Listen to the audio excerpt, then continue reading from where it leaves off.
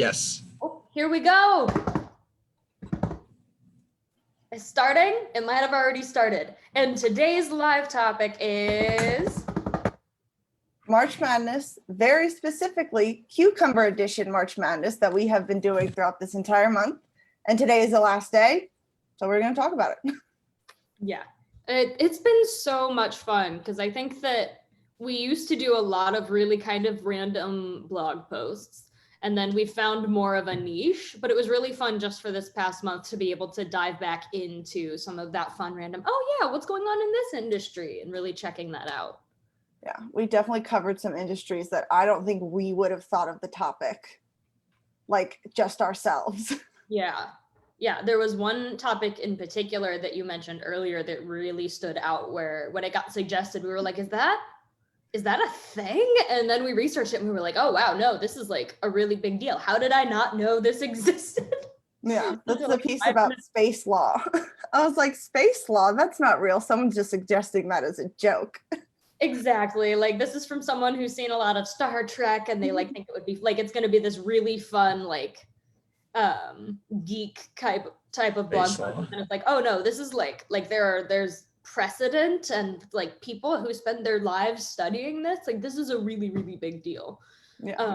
Well, we've talked about in some of my classes about how like when there's like uncharted territories, there's kind of a period of like ambiguity with what you're allowed to do. Mm-hmm. Like, because we talked about that with like whenever like music sharing was first becoming a thing, and like people didn't know about piracy and stuff and file sharing and like what's illegal and not. It's like the same thing with space. It's like, what are you like allowed and not allowed to do up here? And you know, there's hardly anyone up there anyway, so it's not like. And how are you going to enforce space law? But I think it's interesting. Yeah, it's really interesting. The piece brought up a really important topic that I didn't even think of.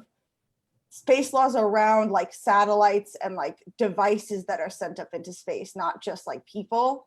I was like, that's what I was thinking too, Connor. I was like, no one's up there. Like barely anyone's up there. Like, what's the issue? And I'm like, oh yeah, like every country has satellites and all that kind of stuff. Yeah.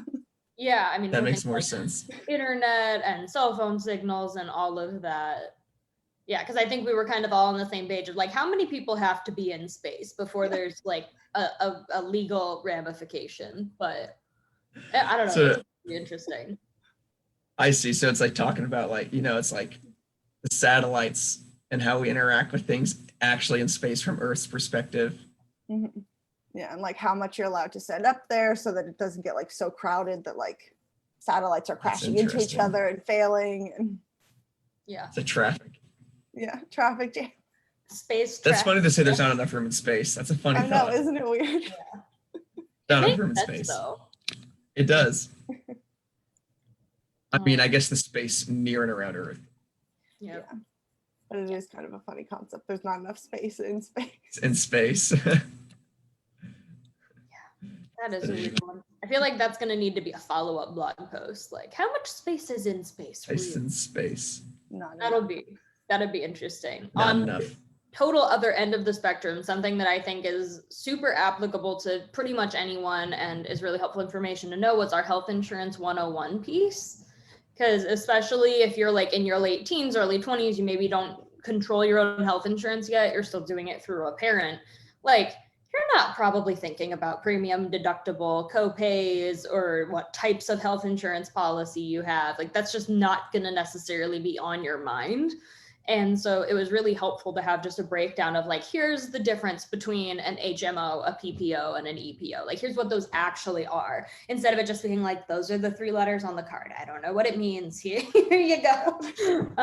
Being able to research that, I think, is really practical and almost isn't talked about enough because it's just kind of like assumed that you'll figure it out eventually. It's too confusing for that. Like, no, I love when we do pieces that are like actually really helpful for topics that there's not a lot of information out there. We did one a couple months ago, not a part of the March Madness, but about how you find a new doctor. Mm-hmm. That one was great because like when I moved away from home and I moved out of state and I had to find a new doctor, I was like, I've actually never done this in my life. Like I was born and I had a doctor and then my parents figured it out from then. Like, how do I find a doctor? I have no idea. Yeah, no, Yeah. same, absolutely. I was like texting group chats, like, who has a primary? Because I realized that as an adult, I should probably have one of those. That seems like an important step. Yeah. Yeah, and I think that's one of the most fun things about our blog is that it can be this blend of things that you never may have heard of, like space law, or things that are just kind of fun that you might not have thought about. Like our combined experience blog is still and will probably always be one of my favorites, just because of how random it is. And the way more, tactical marketing pieces. It's a really, really fun blend. And I think that March Madness especially really showed our range. I definitely think, I mean, we covered everything from like silly topics about, video gaming and how they help you connect with friends, to space law, to solar panels, to the Super Bowl ads. Like, one that I think I'm gonna be really interested to come back to in like a year and see how it played out was the new normal for workplace fashion piece. That one I think was really well put, and I'm really excited to see, are we gonna come back to that in like 1 to 5 years and go, oh yeah, that's exactly what happened. Say we're right on point. Or are we gonna look at it and be like, hey, remember when we all thought that we were just gonna be in pajamas forever? Like, yeah. Remember that couple of years where we just all decided that athleisure was business casual for a bit? I think that's going to be a really interesting blog post to come back to. Yeah, I think it really will. Because like eventually, I mean, we don't have an office, but like people will start to go back into offices.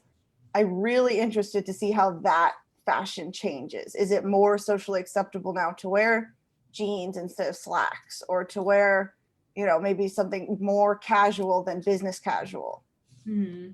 Or are people just going to be so excited to be back in the office that like every day is going to be business formal? I bet we'll see all of it.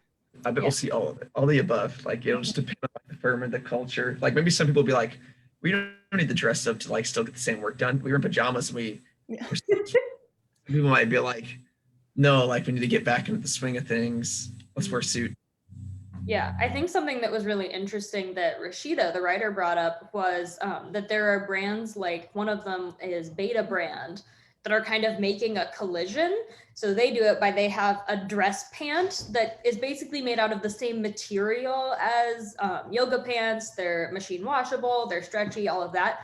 But they also have pockets and are fitted to look like dress pants. And so it's kind of that combination of the worlds. Yeah, and those it kind look of so cool. Like when we do a first conference, I want to buy a pair of those.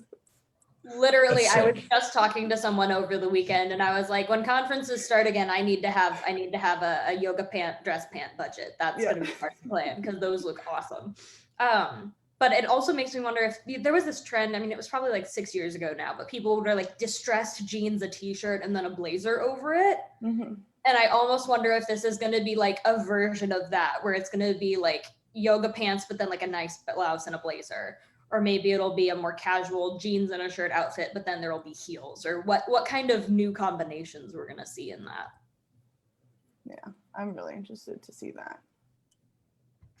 Yeah, that'll be super interesting. There'll be a lot of things post all this pandemic stuff culturally that's going to be interesting to see what this caused a shift in. Like in terms of culture. Like I'm really interested to see. Like I'm sure there's going to be big waves, big ripples. Yeah, it's going to be pretty cool. Yeah. What other favorite blog posts do we have? I love the Cannabusiness blog post, pretty particularly because of the picture that the writer found. It's really cute. It's like of a pug, and he's got like a headband on that has like little pot leaves sticking out of it. Yep. That's funny. And it's a really well written piece also, but like the picture's awesome. This is the picture in question, by the way. It's pretty fantastic. It's the puppy holding up the CBD oil is cute. And the little headband. Yeah, that was That's so cute. That is great. Yeah, I love it too, because it's like a cute picture and then like an incredibly thought out and like very fleshed out piece. Exactly. It'll get your attention. You want to read it. You see the puppy and you're like, oh, I gotta click on this image now. Yeah. Well, and it really makes you think because there are still so many restrictions around where cannabis related products can be marketed. And I think Rashido did a really good job fleshing all of that out. So that was a really fun one. Yeah, that's a great one. That's sick. Yeah, the one about using video games to like stay in touch with your friends. It's like relevant. My brother just moved to a state and he has like, he has no friends there because it's COVID. Like, how do you make friends when you move to a new state? But he's been using like video games to like stay in touch with his old friends. So like, they go on Discord and then they play video games together. It's almost like a social activity. It really is. I think that video games get a bad reputation for being this really solitary, lonely activity, but there are more and more multiplayer games where it's a group project, but fun. Yeah, there's like a lot of like party style games. Like if you're not into like the more typical, like you're not like into like a Fortnite type thing or something.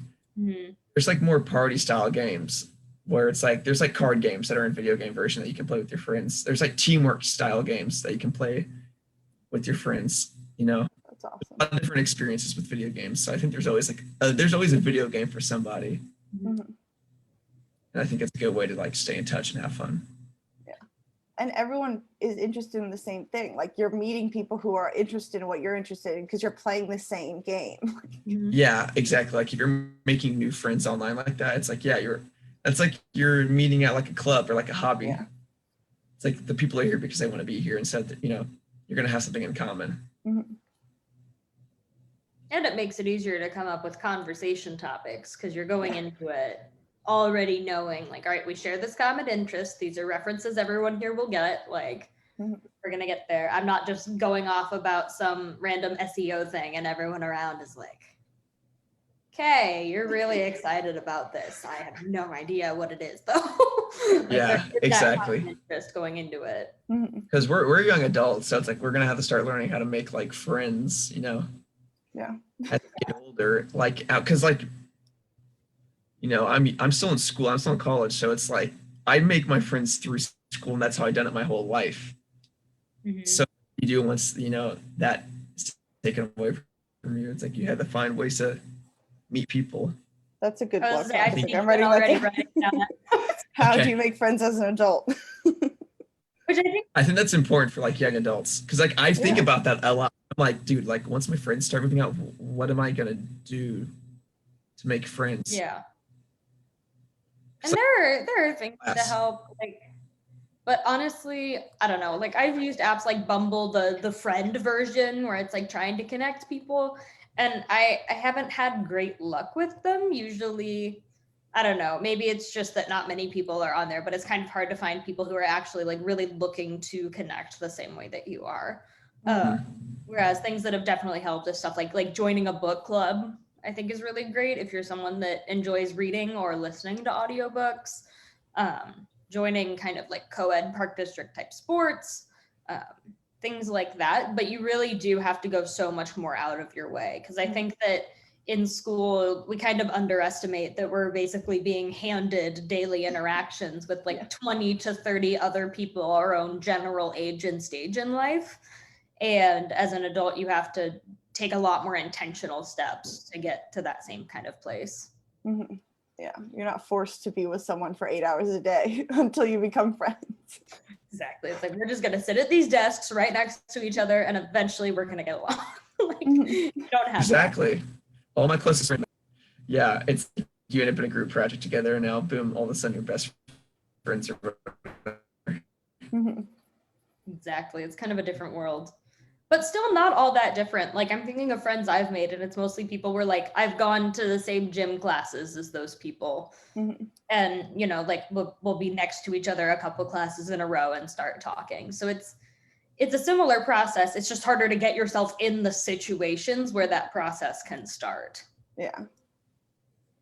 Yeah. I think it's a bit harder to start a conversation too. Like at school, like if you're in a project, obviously you just start talking about the work or whatever. Yeah, you have like a buffer. You don't have to just start talking.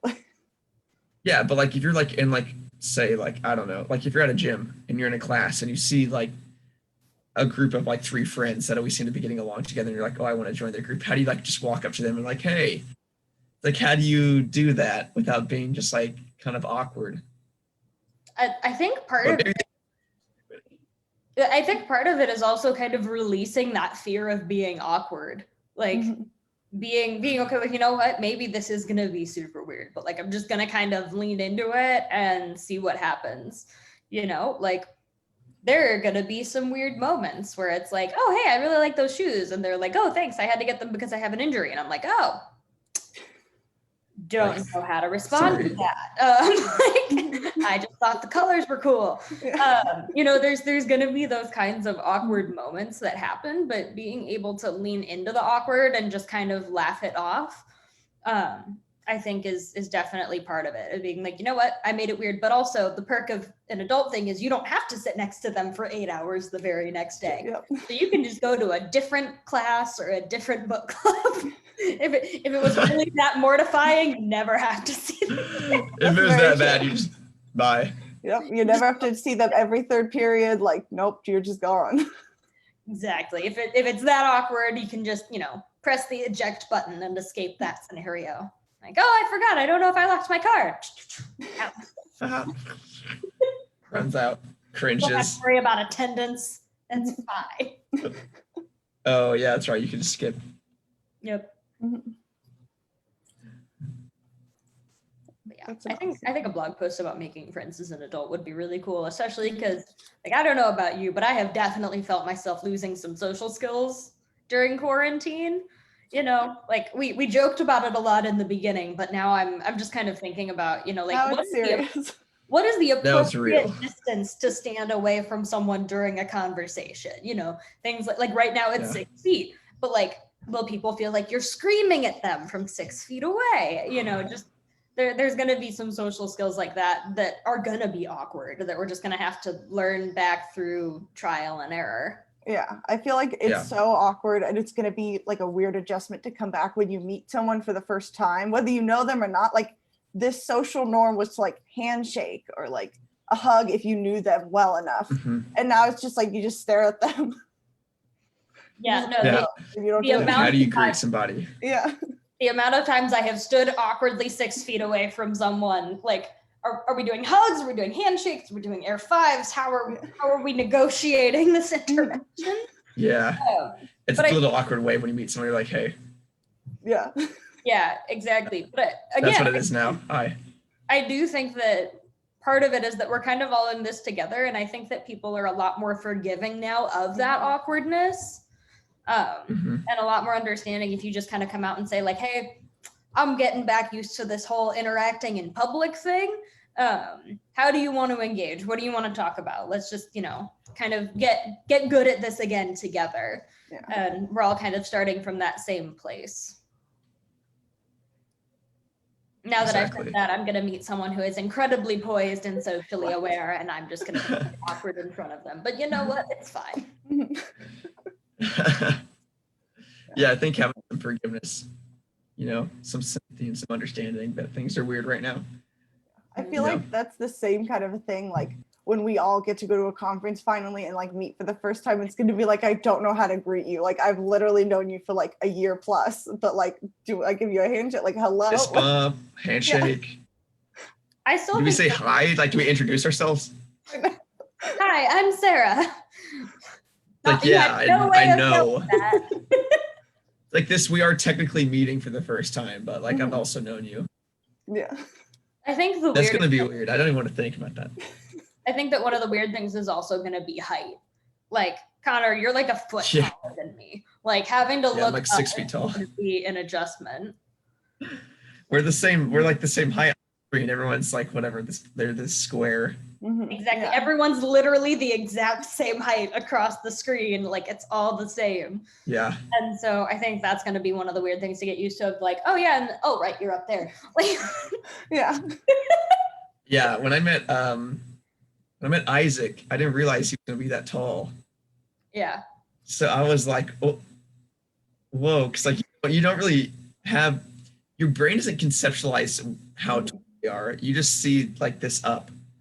yep. Like you then you see them and you're like, What?